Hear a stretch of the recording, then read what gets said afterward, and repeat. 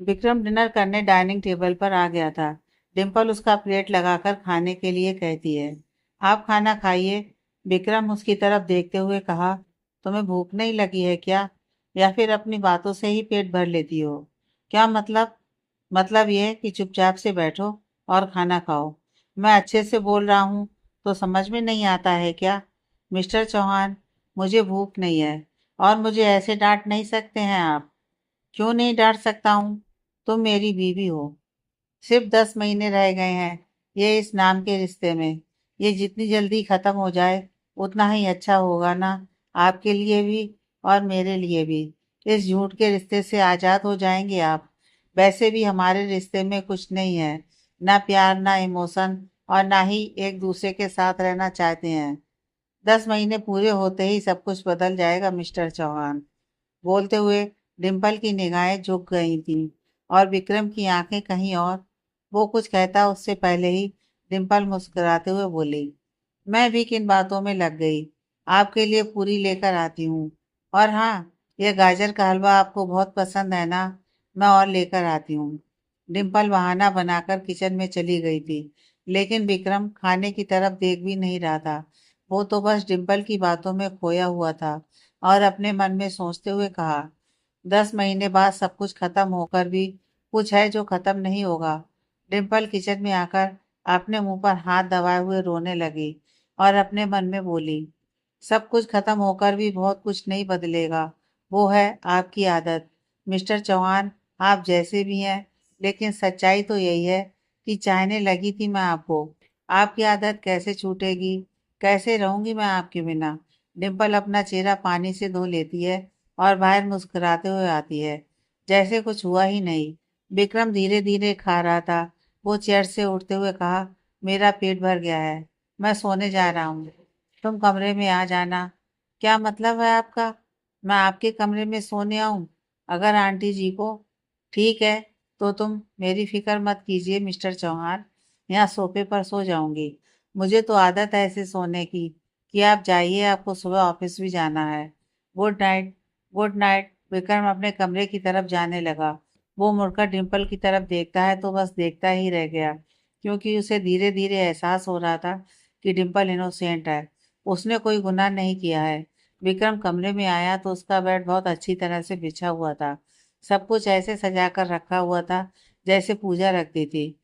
विक्रम को भी ताज्जुब हुआ कि डिम्पल ने कब किया ये सब कुछ, और खुद को कोसते हुए कहा, मैंने डिम्पल के पापा पर जो केस किया है वो केस वापस ले लूंगा और उन्हें बाइज्जत बरी करवा दूंगा, लेकिन डिम्पल को बगैर बताए। उसे ऐसा ना लगे कि मैंने उस पर कोई एहसान किया है। डिम्पल वही हॉल में सोफे पर लेट गई, लेकिन आंखों से नींद गायब थी। लेकिन वो अपनी आंखें बंद करके अपने पास्ट को याद करने लगी। वो पास्ट जो कभी उसने भूला ही नहीं था और ना कभी भूलने की कोशिश की थी। उस पल को, उस एहसास को कैसे भूल सकती हूँ, और ना ही उसे कभी भूल सकती हूँ। पहली मोहब्बत तो पहली होती है, वो पास रहे या ना रहे। भले ही दोबारा मोहब्बत हो जाए किसी से, दिल को कोई और अच्छा लगने लगे, लेकिन उस पहली मोहब्बत की छाप दिल में ऐसे उतर जाती है जो कभी नहीं मिटती है। I miss you so much. Dimple की आंखों में आंसू आ गए थे। वो उस शख्स को याद करके रो रही थी। वहीं दूर अपने कमरे की विंडो से सामने खड़े होकर विक्रम की निगाहें डिम्पल को देख रही थी।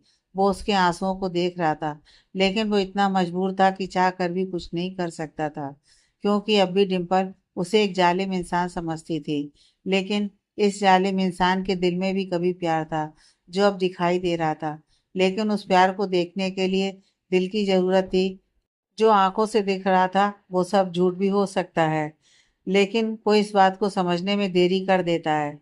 सुबह हो गई थी, डिम्पल की आंख खुल चुकी थी। वो बाथरूम को ढूंढते हुए एक खाली कमरे में आती है। उस कमरे में बाथरूम था। अब डिम्पल को अपने कपड़े की टेंशन होने लगी, लेकिन उस कमरे में अलमीरा को खोलकर वो जैसे ही देखती है तो उसमें पीच कलर की साड़ी थी। वो उसे लेकर डिम्पल नहाने चली गई थी। थोड़ी देर बाद वो उसी कमरे में रेडी होने लगी। रेडी होने के बाद डिम्पल घर के मंदिर में आकर आरती करने लगी। कादम्बरी जी भी रेडी होकर आ गई थी। डिम्पल उन्हें आरती देती है तो कादम्बरी जी मुस्कुराते हुए बोली, बहुत प्यारी लग रही हो बेटा। ये विक्रम अभी तक उठा नहीं है, जाकर देखो, आज उसे ऑफिस भी जाना है। ठीक है आंटी, जी, मैं देख कर आती हूँ उन्हें। कहते हुए डिम्पल विक्रम के कमरे में आई। वो पर्दे को हटाकर जैसे ही विक्रम को जगाने लगी, विक्रम अधकुली आंखों से डिम्पल को उस साड़ी में देखता है तो उसे ऐसा लगा जैसे पूजा उसके सामने हो। वो उसके हाथ को पकड़कर अपने ऊपर खींचते हुए कहा, ओ माई डार्लिंग वाइफी, कितनी खूबसूरत लग रही हो तुम।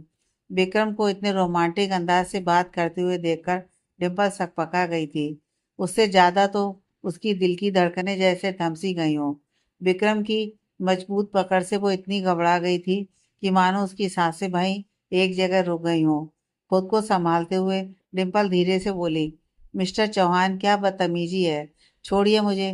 विक्रम को जैसे होश आया हो, वो डिम्पल के चेहरे में पूजा को देख रहा था, लेकिन जैसे ही उसने डिम्पल की आवाज को सुनी, वो उठकर खड़ा हुआ और डिम्पल को पूजा की साड़ी में देखकर वो गुस्से में तिलमिला उठा। विक्रम जैसे ही पूजा की साड़ी में डिम्पल को देखता है, उसका गुस्सा सातवें आसमान पर पहुंच गया। वो डिम्पल पर झल्लाते हुए कहा, तुम्हारी हिम्मत भी कैसे हुई मेरी पूजा की साड़ी पहनने की? किसने इजाजत दी है तुम्हें इतनी बड़ी गलती करने की? डिम्पल, मैं तुमसे कुछ पूछ रहा हूँ। मिस्टर चौहान, मैंने तो सिर्फ एक साड़ी ही तो पहनी है, आप मुझ पर ऐसे चिल्ला क्यों रहे हैं? तुम्हारे लिए सिर्फ एक साड़ी है, लेकिन मेरे लिए यह साड़ी क्या मायने रखती है, ये तुम क्या जानो। वैसे भी तुम्हें तो दूसरों की चीजों पर कुछ ज्यादा ही नजर होती है। मैं तुम्हें बर्दाश्त कर रहा हूँ, अब तुम्हारी हरकतों को भी बर्दाश्त करूँ? खबरदार, जो तुमने मेरी पूजा के सामान को हाथ भी लगाया तो। मैंने तुमसे शादी जरूर की है, लेकिन सिर्फ एक सौदा किया है, कोई रिश्ता नहीं है हमारे बीच, और ना कभी होगा। तुम यह सब करके मेरे दिल में पूजा की जगह लेना चाहती हो तो कान खोलकर सुन लो। तुम चाहे जो कुछ भी कर लो, लेकिन कभी मेरी पूजा की जगह नहीं ले सकती हो, विक्रम चिल्लाकर कहता है। डिम्पल की आंखें भर आईं। वो वहां से भागते हुए उसी खाली कमरे में आ गई और बाथरूम में टंगे हुए अपने आधे गीले सूट को लेकर वो पहनने लगी और पूजा की साड़ी को उसने उसकी जगह पर रख दिया और गीले सूट को पहनकर वो बाथरूम से बाहर निकली और वहीं फर्श पर बैठकर रोने लगी। ऐसी भी क्या गलती कर दी मैंने जिसकी वजह से मुझे सुनाया उन्होंने? मैं किसी की जगह क्यों लूंगी? मुझे नहीं चाहिए किसी का प्यार और ना ही किसी का अपनापन। सौदा में हुआ रिश्ता या फिर प्यार से बंधा हुआ बंधन हो, लेकिन बंधन तो जुड़ चुका है ना हमारे बीच। इस बात का भी लिहाज नहीं किया मिस्टर चौहान ने। अपने आप को कोसते हुए डिम्पल रोते हुए बोल रही थी। कमरे में तैयार होकर विक्रम आया और वो कादम्बरी जी को देखकर बोला, गुड मॉर्निंग मम। सुबह सुबह चाय? तुम्हारे लिए ब्लैक कॉफी और तुम्हारा नाश्ता रेडी है, करके ऑफिस जाना, कादम्बरी जी बोली। तभी वो फिर से बोली, इतनी देर से डिम्पल किचन में क्या कर रही है? विक्रम, जाकर देखो बेटा, उसने भी नाश्ता नहीं किया है। विक्रम को अफसोस हो रहा था कि उसने डिम्पल को इतना सब कुछ सुनाया, यहाँ तक कि उस पर हाथ भी उठाया उसने। उसके पास जाने की हिम्मत नहीं मिल रही थी, लेकिन वो कादम्बरी जी की बातों को भी टाल नहीं सकता था। इसलिए वो किचन में आया तो देखता है कि डिम्पल चपाती सेक रही है और वो वही कल का सूट पहने हुए है और वो गीला है, उससे पानी टपक रहा है। डिम्पल विक्रम की तरफ देखते हुए बोली, आपको कुछ चाहिए था मिस्टर चौहान? नहीं, वो मैं तुम्हें देखने आया था कि तुम किचन में क्या कर रही हो। तुम ये भीगा हुआ सूट, विक्रम इतना कहता है, लेकिन उसकी आवाज में हिचकिचाहट थी।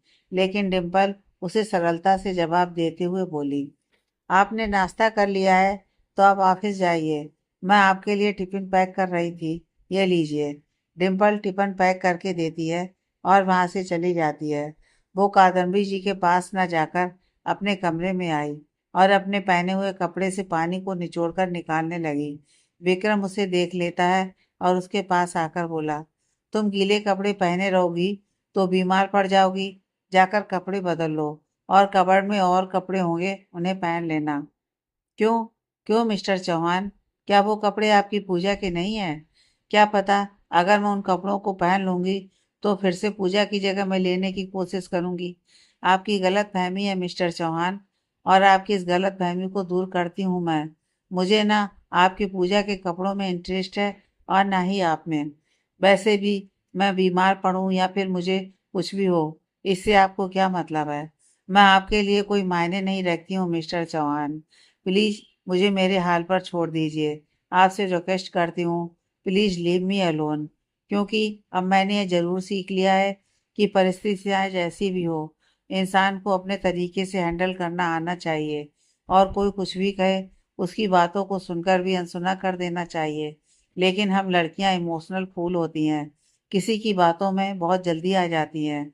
वो इंसान चाहे जितने भी दर्द दे, लेकिन फिर भी मुस्कुराकर उस बात को ये कहकर टाल देती हैं कि शायद किस्मत में ऐसा लिखा था, इसलिए ये सब हो रहा है।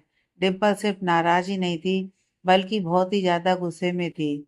वो इस टाइम अपना गुस्सा विक्रम पर चाह कर भी नहीं निकाल सकती थी, क्योंकि उसने ना कभी विक्रम पर हक जताया और ना ही कभी उससे अपनापन मिला था।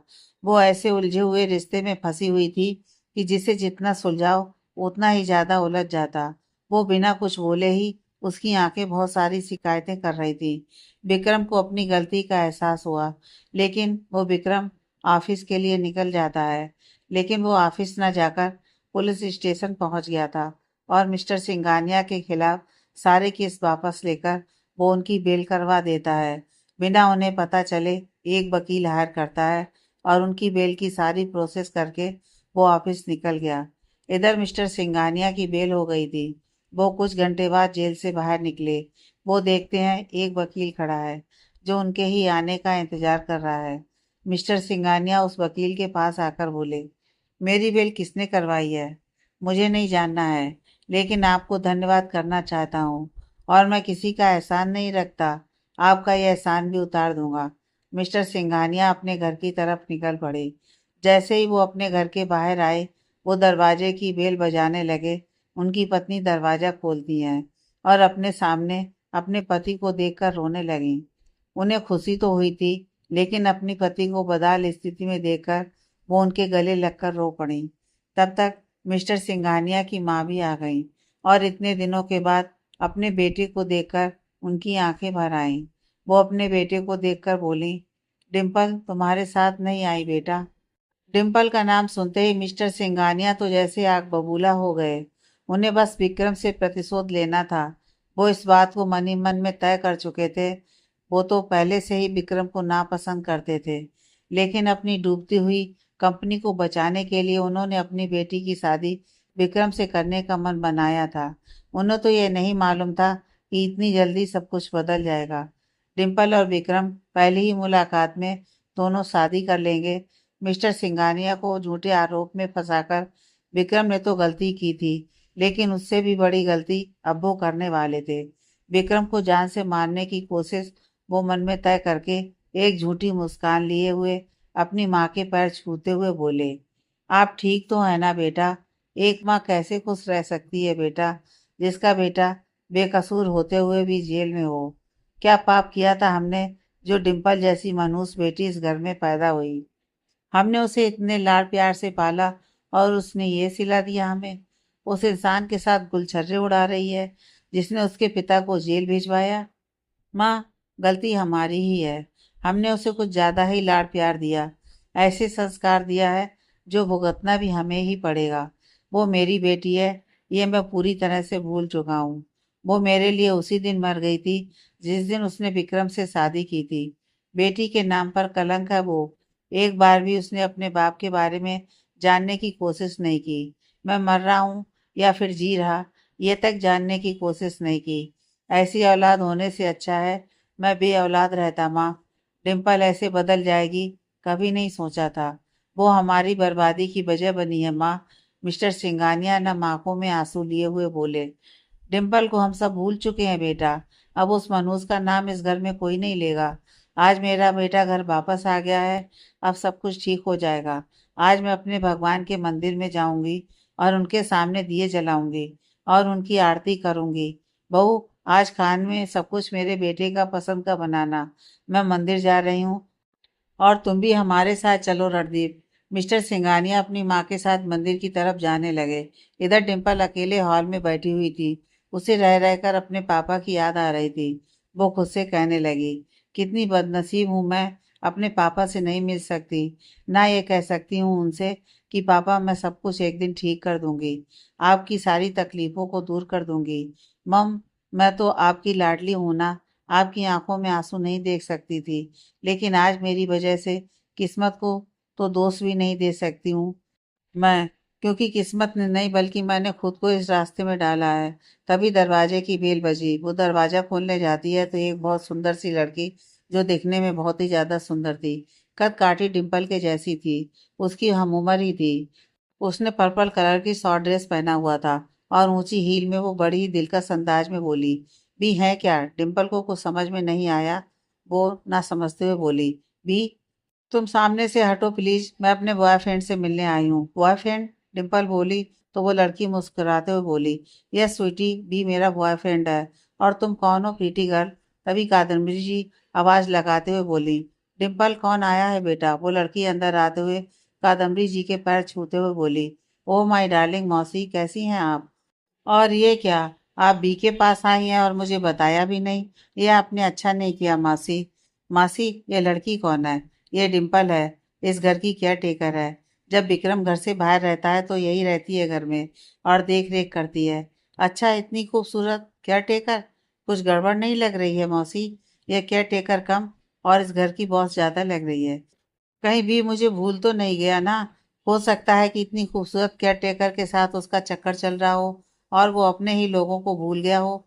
वो लड़की मुस्कुराते हुए कहती है। तो कादम्बरी जी उसे चपत लगाते हुए बोली, बस कर नेहा, अभी तक नहीं सुधरी है। और तू बेचारी डिम्पल को क्या क्या बोल रही है। और खबरदार, जो तुमने उस पर शक किया, तो क्या तुम मेरे बेटे को जानती नहीं हो क्या? नेहा मुस्कुराते हुए बोली, अरे मासी, मैं तो मजाक कर रही थी, आप बुरा क्यों मान रही हैं? अच्छा डिम्पल जी, आई एम सॉरी। अब बताइए भी कहाँ है? डिम्पल धीरे स्वर में बोली, मिस्टर चौहान ऑफिस गए हैं। ओह, तब तो आप उसे मत बताइएगा कि मैं आई, उसे सरप्राइज दूंगी। ओके। नेहा कादम्बरी जी के साथ उनके कमरे में चली गई।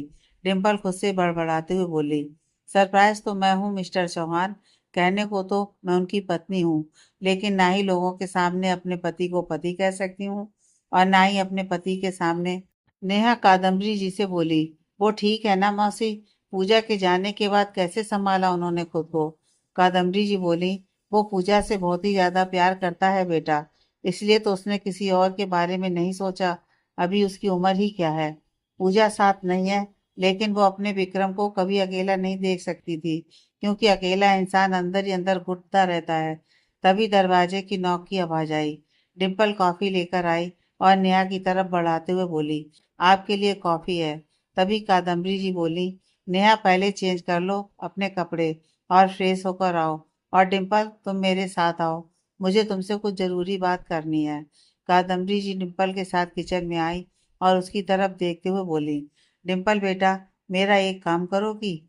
हाँ बोलिए ना आंटी जी, बेझिझक होकर। बेटा, मैं विक्रम को ऐसे अकेले नहीं देख सकती हूँ। मैं जानती हूँ वो पूजा से बहुत प्यार करता है और उसकी जगह वो किसी और को नहीं दे सकता है, लेकिन मैं चाहती हूँ कि वो अपनी जिंदगी की नई शुरुआत करे, उसका अपना परिवार हो जिसके साथ वो खुश रहे। और पूजा के जाने के बाद अगर विक्रम की बेरंग जिंदगी में खुशियों के रंग भर सकती है तो वो है नेहा। बेटा, मैंने पूजा और नेहा में कोई अंतर नहीं किया है। पूजा तो नेहा को अपनी सगी बहन मानती थी। मैं चाहती हूँ कि तुम उसे समझाओ कि वो नेहा से शादी कर ले। कादम्बरी जी की एक एक बातें डिम्पल के सीने में कांटे की तरह चुभ रही थी। वो अपने मन में सोचते हुए बोली, एक पत्नी के लिए इस दुख से बढ़कर क्या होगा कि उसके पति की शादी की बात किसी और से करवाने के लिए उसे मनाने के लिए कहा जाए। एक औरत के लिए उसका पति उसका गुरूर होता है। वो सब कुछ सह सकती है, लेकिन अपने पति को किसी और औरत के साथ कैसे बांट सकती है, चाहे वो उसे कितना भी नापसंद करती हो। कादम्बरी चुपचाप खड़ी डिम्पल को देखकर बोली, तुम मेरी बात समझ रही हो ना बेटा? बात करोगी ना विक्रम से? तुम तो उसके आसपास रहती हो, तुम्हें एक अच्छा दोस्त भी मानता है। उसकी खुशियों के लिए क्या तुम मेरी ये बात नहीं मान सकती हो? डिम्पल अंदर ही अंदर से टूट रही थी, लेकिन अपने अंदर सारी हिम्मत को समेट कर वो बोली, आंटी जी, वो रात में आएंगे ही, खाना खाने के टाइम आप उनसे एक बार बात कर लीजिए। उन पर डिपेंड करता है कि वो अपनी ज़िंदगी में नई शुरुआत करना चाहते हैं या फिर अपनी पुरानी ज़िंदगी में वापस लौट आना चाहते हैं। कहकर डिम्पल किचन के कामों में व्यस्त हो गई, लेकिन कादम्बरी जी को डिम्पल का सुझाव अच्छा लगा। वो अब रात होने का इंतजार करने लगी। डिम्पल कामों में व्यस्त तो हो गई थी, लेकिन उसका मन कामों में लग नहीं रहा था। कादम्बरी जी की बात उसके दिमाग में घूम रही थी और वो अपने मन में बोली, क्या मिस्टर चौहान नेहा से शादी करने के लिए तैयार हो जाएंगे? वैसे भी मुझे इतनी तकलीफ क्यों हो रही है, जबकि हमारे बीच सिर्फ नफरत का रिश्ता है, वो भी 1 साल के लिए था। अब दिन ही कितने बचे हैं। मुझे आंटी जी की बातें इतनी बुरी क्यों लग रही हैं, जैसे किसी ने दुखती रख पर हाथ रख दिया हो, जैसे मेरे दिल को आंटी जी की बातों से बहुत बड़ी ठेस पहुंची हो। मुझे रोना आ रहा है। मैं ऐसा क्यों कर रही हूँ? वो मेरे इतने करीब नहीं है कि वो मेरा हाल समझ सकें, ना इतने पास कि मैं उन्हें समझ सकती हूँ। अब चाहे जो भी है, इस नाम के रिश्ते को अब तोड़ने का टाइम आ गया है। मुझे मिस्टर चौहान से बात करनी होगी। मैं जानना चाहती हूँ कि उनके दिल में क्या है। रात के 8 बज गए थे। डिनर बनाने के बाद डिम्पल अपने कमरे में बालकनी में खड़े होकर वो मिस्टर चौहान के आने का इंतजार कर रही थी। आज दिन भर बस उसी के आने का इंतजार कर रही थी। उसके चेहरे पर बेचैनी साफ साफ झलक रही थी, लेकिन सब कुछ जानकर अनजान बन रही थी। किसी को दिखाना नहीं चाहती थी डिम्पल, लेकिन उसकी इस बेचैनी को नेहा ने भांप लिया था। वो उसकी बालकनी में खड़े होकर बोली, बी के आने का इंतजार कर रही हो? डिम्पल घबरा जाती है नेहा को देखकर, लेकिन अपनी घबराहट को छिपाते हुए बोली, नेहा जी, आप यहाँ? कुछ चाहिए था तो मुझे बोल देती। नेहा उसकी तरफ देखते हुए बोली, क्या तुम वी से प्यार करती हो? ये क्या बोल रही हैं आप? नेहा उसकी तरफ देखते हुए मुस्कुराती है और कहने लगी, अरे मैं तो मजाक कर रही हूँ। मैं तो बस जानना चाहती थी कि तुम्हें बी से प्यार क्यों नहीं हुआ है। उसे देखकर तो किसी को भी पहली नज़र में प्यार हो जाएगा, जैसे मुझे हुआ था। लेकिन बी हमेशा से पूजा से प्यार करता था, इसलिए मैंने अपने दिल के हाल को किसी को नहीं बताया। लेकिन पूजा के जाने के बाद मासी चाहती हैं कि मैं बी से शादी कर लूं, उसकी लाइफ के खालीपन को दूर कर दूं, उसके साथ 7 फेरे लेकर 7 जन्मों के लिए उसे अपना बना लूं। और भगवान से दुआ मांगती हूँ कि अगर मेरा प्यार सच्चा है तो भी हमेशा खुश रहे। इतना प्यार करती हैं आप मिस्टर चौहान से? हाँ, बहुत ज्यादा। तभी दरवाजे के सामने से आ रही कार को हॉर्न और लाइट को देखकर नेहा मुस्कुराते हुए भागते हुए नीचे की तरफ जाते हुए बोली, भी आ गया है। नेहा भागते हुए हॉल में आती है और जैसे ही दरवाजे को खोलती है, तब तक विक्रम आ गया था। वो नेहा को एकटक देखने लगा, लेकिन नेहा बिना कुछ बोले ही झट से उसे अपने गले लगा लेती है और गले लगे हुए बोली, भी कितना इंतजार किया मैंने तुम्हारा। कितनी देर लगाते हो ऑफिस में? तुमसे गले लगकर मुझे कितना सुकून मिलता है, यह तुम्हें बता नहीं सकती हूँ। तभी विक्रम की नजर डिम्पल पर पड़ी, जिसकी आंखों में नमी और होठों पर फीकी सी मुस्कान थी। उसकी आंखें बस विक्रम को देख रही थी।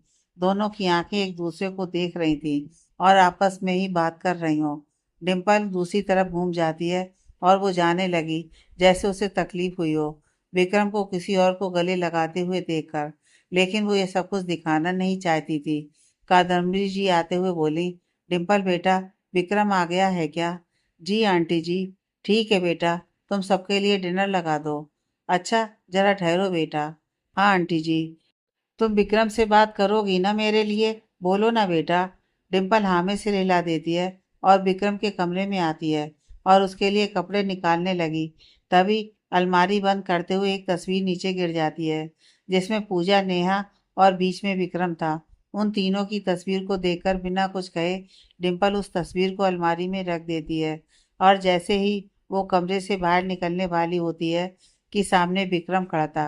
डिम्पल बाहर जाती उससे पहले ही विक्रम उसका हाथ पकड़कर अपने करीब करता हुआ कहता है, तुम इतनी उदास क्यों हो? तुम मुझसे शिकायत कर सकती हो। डिम्पल मुस्कुराते हुए बोली, मैं आपको कब उदास दिखाई देती हूँ? क्या कहा आपने, शिकायत करूं? मैं आपसे किस हक से? विक्रम चुप रहा, क्योंकि इस बात का उसके पास कोई जवाब होकर भी नहीं था। वो बस डिम्पल को देखे जा रहा था, लेकिन डिम्पल के पास जवाब था। वो थोड़े गुस्से में आकर बोली, मिस्टर चौहान, लेकिन मेरे पास जवाब है। वो यह है कि अब हमें इस झूठ के रिश्ते से आज़ाद हो जाना चाहिए। ना आप मुझे अपनी पत्नी मानते हैं और ना ही हम दोनों के बीच कोई संबंध नहीं है, तो फिर ये नाम का सौदे का रिश्ता क्यों? बस एक दूसरे को नीचा दिखाने के लिए और बदला लेने के लिए ना? तो मुझे अरेस्ट करवा दीजिए। अगर उससे भी अगर आपका बदला पूरा नहीं होता है तो मुझे फांसी की सजा दिला दीजिए। सुकून से मैं कभी जी नहीं सकूंगी। लेकिन मर तो सकती हूँ ना। मुझसे अब ये बोझ और नहीं उठाए जाएंगे। मैं अंदर ही अंदर टूट रही हूँ। मुझसे बर्दाश्त नहीं होता है। एक पत्नी के लिए उसका पति ही सब कुछ होता है। चाहे वो पति कैसा भी हो, वो उसे किसी दूसरी औरत के साथ नहीं बांट सकती है। क्योंकि वो चाहे मर मर कर जिए, लेकिन वो किसी भी हाल में अपने पति को किसी और औरत के करीब नहीं देख सकती है। हमारे बीच कोई संबंध नहीं है, लेकिन कुछ ना होकर भी उस कागज के टुकड़े पर अभी भी मैं आपकी पत्नी हूँ। विक्रम की आंखों में नमी थी, तो डिम्पल की आंखों में सिर्फ आंसू की धारा निकल रही थी। दोनों के दिल मिल भी रहे थे, और बिछड़ने के डर से दोनों ही एक दूसरे को नहीं समझ रहे थे। ऐसा लग रहा था जैसे डिम्पल की आंखें अपना दर्द बयान कर रही हो। आखिर क्यों मैं ये सब कुछ सहूं? कहाँ गलती हुई है मुझसे? मैं किसी के साथ आपको क्यों बांटूं? आप जब तक मेरे हैं, तब तक सिर्फ मेरे हैं। मैं किसी और को हमारे दरमियान नहीं आने दे सकती हूँ। चाहे हमारे बीच जितनी भी नफरत की दीवार है, लेकिन हमारा दिल एक दूसरे की परवाह करता है, और ये भी जानता है कि हमारी नफरतें हमें अलग जरूर करेंगी, लेकिन हमारे दिल जुड़ चुके हैं, जो कभी अलग नहीं हो सकते हैं। बोलिए ना मिस्टर चौहान, आप चुप क्यों हैं? क्या झूठ के रिश्ते से आज़ाद नहीं होना चाहते हैं आप? आखिरकार कब तक बोझ उठाएंगे इस नाम के रिश्ते से, जिसका कोई फ्यूचर नहीं है और कभी होगा भी नहीं? क्योंकि पास्ट में जो कुछ भी हुआ है और प्रेजेंट में जो हमारे बीच हो रहा है, उससे तो यही लगता है कि डिम्पल बोल ही रही होती है कि तब तक कादम्बरी जी आ गईं। अब कमरे में सिर्फ सन्नाटे की दीवार खड़ी हो गई थी।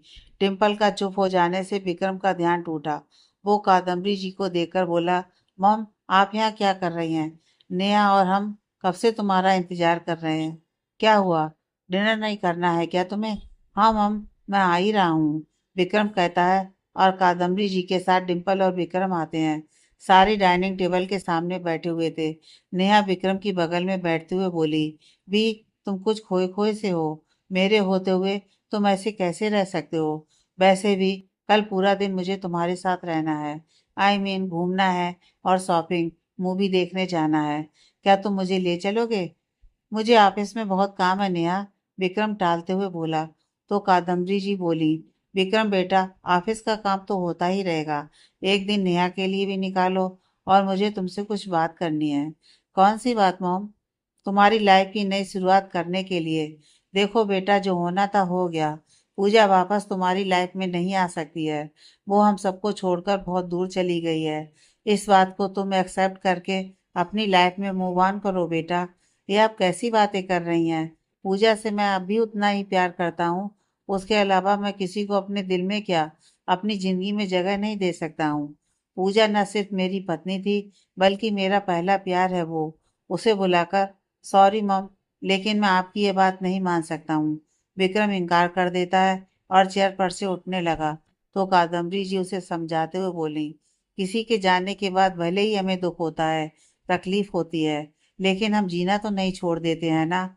हमें हर हाल में जीना पड़ता है, क्योंकि हमसे जुड़ी बहुत सारे लोगों की जिंदगियां और उनकी खुशियां होती हैं। मैंने तो तुमसे ज्यादा खोया है, लेकिन देखो, मैं जिंदा हूँ, सांस चल रही है मेरी। मैं चाहती हूँ कि मेरे जीते जी तुम्हारा घर बसे, वरना कब मेरी सांसें रुक जाएंगी ये मुझे भी नहीं पता है। क्योंकि अब मेरे पास ज्यादा दिन नहीं है विक्रम। मैं इसी कारण तुम्हारे पास आई थी। विक्रम के साथ साथ डिम्पल और नेहा दोनों कादम्बरी जी को देखने लगी। कादम्बरी जी की आंखों में आंसू थे। वो विक्रम की तरफ देखते हुए बोली, मर तो मैं उसी दिन गई थी जिस दिन मैंने अपने दोनों बच्चों को खोया था। जिंदा लाश बनकर जी रही थी। सोचा था कि जब आखिरी सांस लूंगी, तब सुकून से मर जाऊंगी। लेकिन भगवान को भी मंजूर नहीं था। वो मुझे ऐसी मौत देना चाहते हैं जिसकी मैंने कल्पना भी नहीं की थी। तुम नेहा के साथ अपना घर बसा लो विक्रम। मेरी यही आखिरी इच्छा है। मॉम, मैं आपको कुछ नहीं होने दूंगा। मैं बड़े से बड़े डॉक्टर को दिखाऊंगा आपको, आपका इलाज कराऊंगा। कुछ नहीं होगा आपको, विक्रम कहता है। तो कादम्बरी जी हंसते हुए बोली, बहुत देर हो गई है बेटा। अच्छा, मैं चलती हूँ सोने। तुम भी खा लो, और मेरी बात को मानोगे, मैं जानती हूँ। गुड नाइट बच्चों। कादम्बरी जी चली जाती हैं। नेहा शॉक्ड रह गई थी। उसके कंधे पर हाथ रखते हुए डिम्पल बोली, नेहा जी। हाँ, डिम्पल, मेरा हो गया है। नेहा चली जाती है।